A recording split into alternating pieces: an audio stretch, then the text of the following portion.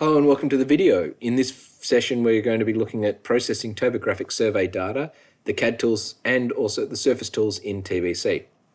If you're unfamiliar with TBC, I recommend going back and looking at our previous videos first, because this video will be a continuation on what we've discussed.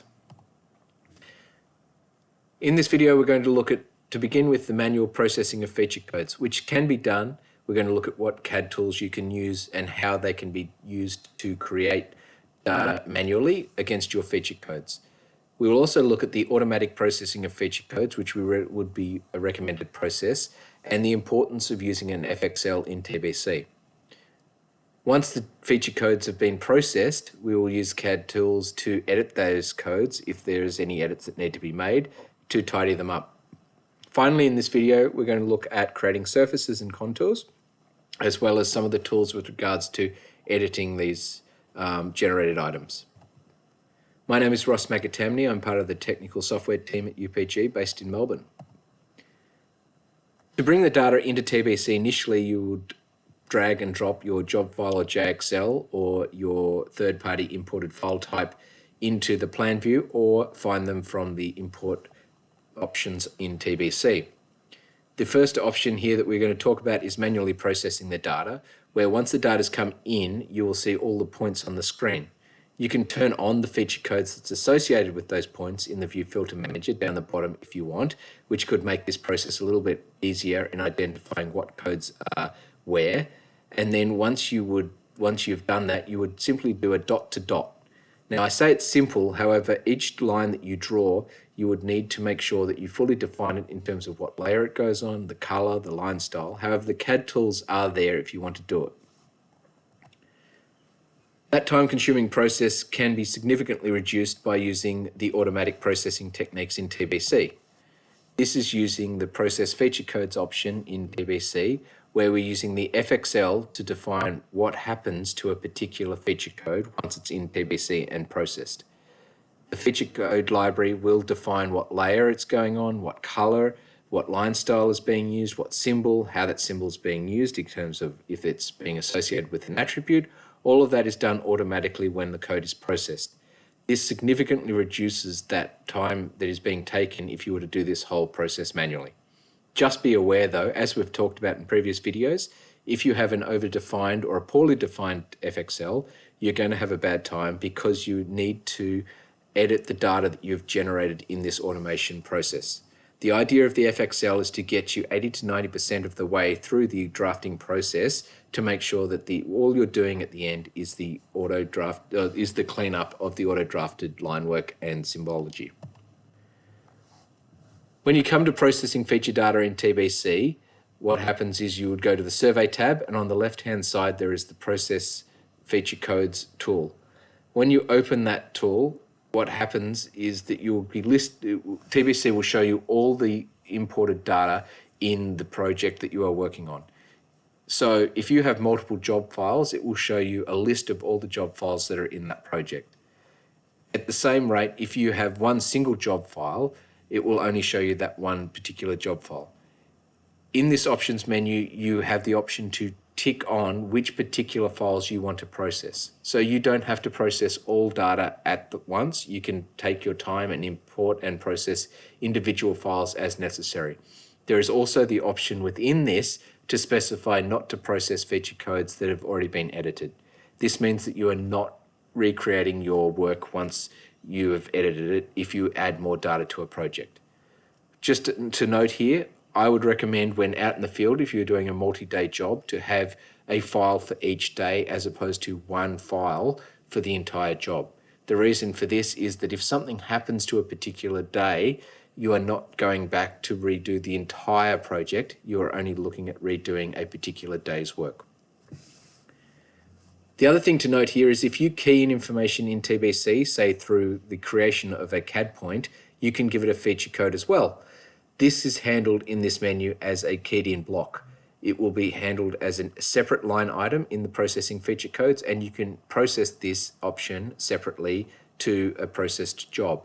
So we are handling all the data specifically to the data that's come in. It is remembering that single source of truth in TBC to make sure that you have one location for processing all your data. And also we are storing, making sure that the data integrity is held. So we are not mixing data types or data options in this process. When you process your feature codes, the first thing that you'll get an option for is the feature code processing report. This shows you what codes have been processed and also what codes haven't been able to be processed in the job. If you have a long list of codes that haven't been processed, it's worth looking at what those codes are and making sure that those codes are correct in terms of are they something that has been collected in the field mistakenly, or is it something that needs to be added to your FXL for future reference? Once you've processed your feature codes in TBC, or sorry, before you process your feature codes in TBC, it's worth tidying up the feature codes. So if you have processed feature codes and they're doing something funnily, or if you're aware that you have some codes that need to be edited, the first point of call would be to go to the point spreadsheet, which is in the home tab of TBC. In here, I would go through and identify any issues with regards to a particular point and make those edits in the feature code. Remember that TBC sees point as is a point-based package and point is king. So in that reference, make sure that your point has the correct information associated with it so that when you process your feature codes, you are dealing with the correct line work and information type. This will also mean that if you have to reprocess the job down the track, when you process that point information, you are going to get the correct edits. If you are editing and tidying up the line work based on the CAD commands, using the tools we're going to discuss a little bit later, if you reprocess that data, that line work will be reappearing and you will have to redo that work. So I would recommend always looking at editing the point number and the point feature code itself to make sure that you're getting the optimal information.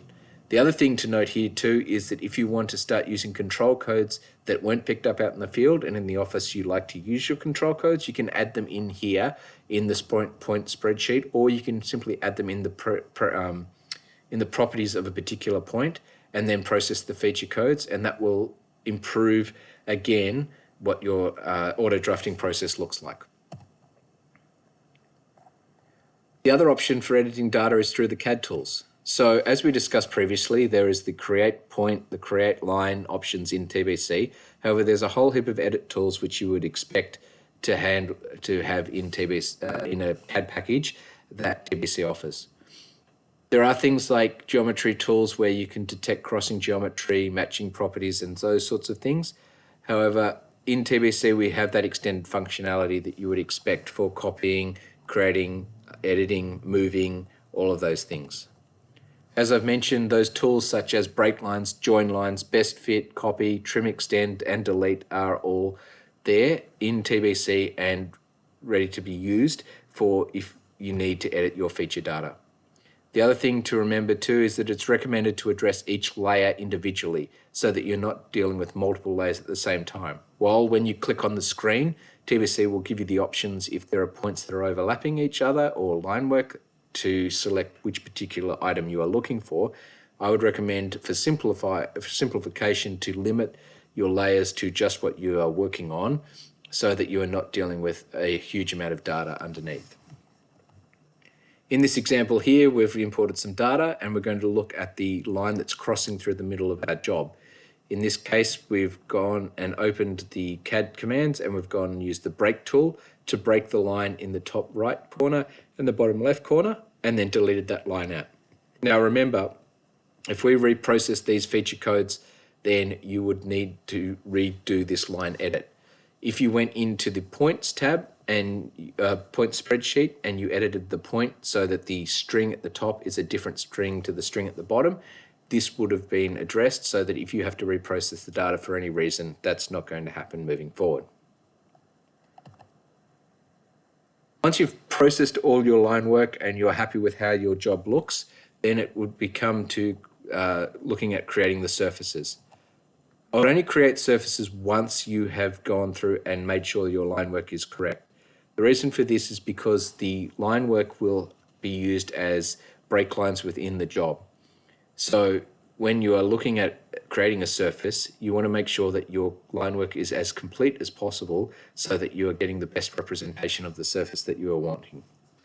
Remember too, once it's in TBC, you can edit the surface that has been generated, but the thing that we would recommend doing is not creating multiple surfaces for the same thing every time you want to make an edit. I would just edit the existing surface in TBC, which there are multiple tools for, which will mean that you're only ever dealing with one surface. You're not dealing with multiple surfaces of the same type. You're not having to delete surfaces out. There is also an option in TBC that in the 3D view, if you hold Control Shift and do a mouse scroll up, it will exaggerate the surface, and down for the mouse scroll, it will flatten the surface out. So this can be used to also highlight some areas where some points may be wrong or some things need addressing. In terms of the surface tools that we have in TBC, by default, the TBC has some extremely long triangles that it will draw. So in the project settings, one of the first things that I would look at in your template generation is to drop the length of the long triangles to something that's more realistic. This can be done on a case-by-case basis as well in the project setting, in the template properties, where you have that same field and you can edit it for that particular template. But at a global level, if you set it in the template or for TBC, then it's not going to be an issue. Once you've done that edit in either the template or in the project settings, that surface will cut back into its more desirable length and will start to look significantly better than it did previously, and you're not dealing with those long triangles. You can trim surface edge triangles. There is a whole heap of tools within the Surfaces tab of TBC, shown at the bottom of the screen here, where you can trim triangles. Now, when you are using the tools in surfaces, most of them will be only functional in the plan view, and you would start from the outside in for trimming surface triangles and follow the properties of the actual function itself. You can also add and remove surface members. So if you find points once you've generated your surface that you don't want included in the surface that you have generated, then you can select that point, and in the surface members you can remove them, or if you want to add elements into the surface later on, you can select that too and add them in. There's also a surface boundaries option. The surface boundaries option will allow you to define where the edge of a surface is, which there is a function that is edge break line that will define that edge break line around your surface once you have the edge happily defined. And then you can add multiple boundaries into a surface to turn on and off the surface function. This will allow you to do things like donut shapes, or to remove the bottom of a building that you may not want to have as a surface because you've got no information with regards to what the contouring or the surface is doing underneath. There is a surface slicer as well, which you can work through and utilize if you need to. Once you have created your surface, the next step I would look at would be to create your contours. Creating contours is a fairly straightforward step. It's at the right-hand side of the Surfaces tab in TBC, and it will give you a whole heap of options. When you create your contours, you would need to specify what the contour interval is, and then the contour frequency, which is the option below that, will define your major and minor contours. In terms of your major and minor contours, it will only be placed on the same layer. However, you can give your major contours or a particular line color and a line style to distinguish them from the minor contours in your job. I would also recommend making sure that the distance between labels is set to 0. This will mean that there are no labels put in your contours once they're automatically generated. You can add labels later. There is a label by crossing, which can be tool that can be used to neatly put labels in. However, if you put a distance in here, you'll find that labels will be placed all over the place, and for particularly small jobs, this can get very messy very quickly. In terms of the label text style, this is defined in the drafting tab as one of your default text styles, and you can choose that parameter. I would recommend making sure that your text styles in TBC are the correct height and type before embarking on this process. However, if you need to edit these options on the fly, the text will be updated against what that has been done down the track. So all the elements that are created in TBC are dynamic. In terms of your editing of heights in TBC, like I mentioned before, you can add or remove surface elements into TBC. So, into a surface, which would mean that a rise or a point that is erroneous, you can remove that quite easily. Or you can go to the point itself and edit that point so that the instrument height or maybe the target height needed to be adjusted, and that will fix it as well. So if you don't want the point to be included, then you would select no for including surface on that particular point. Or if you want to adjust the height, you can go through and adjust that height and it will be updated in TBC. Just be aware, once you've generated contours, by default TBC will set the surface generation option as automatically updating. So any edit you make, the surface will be automatically updated.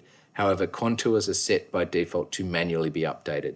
So you can manually update contours by finding them in the Project Explorer under the surface that they were generated against, right mouse click and then rebuild contours, and that will allow you to rebuild the contours that are associated with that surface.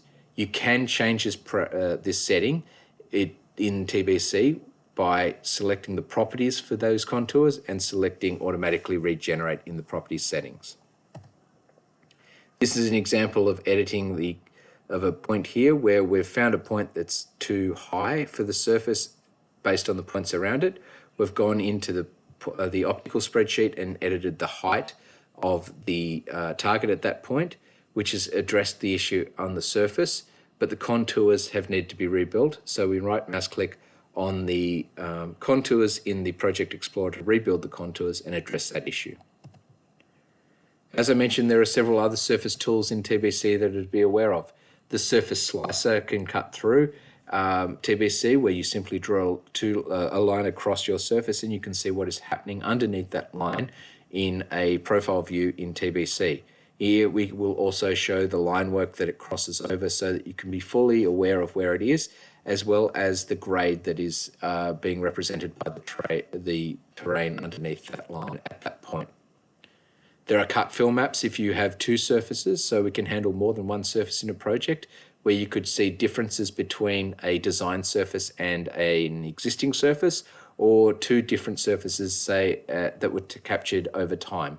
These cut fill maps are like a heat map, and they will show you red or blue by default. However, you can change the colors according to what you want them to be, and there is a whole set of reports that can be associated with how to get data out of TBC to better give you an indication of what's going on with your surface. TBC can also create projected surfaces. So a surface does not have to necessarily be top down. We can create surfaces against any projection, say side on for a building, for example. Another thing we can do is create radial surfaces for tunnels.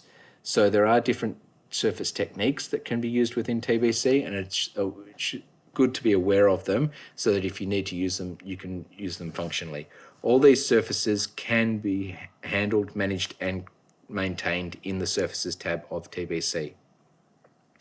And with that, that concludes our Surfaces video. Thank you for your attendance, and I hope that you found this useful.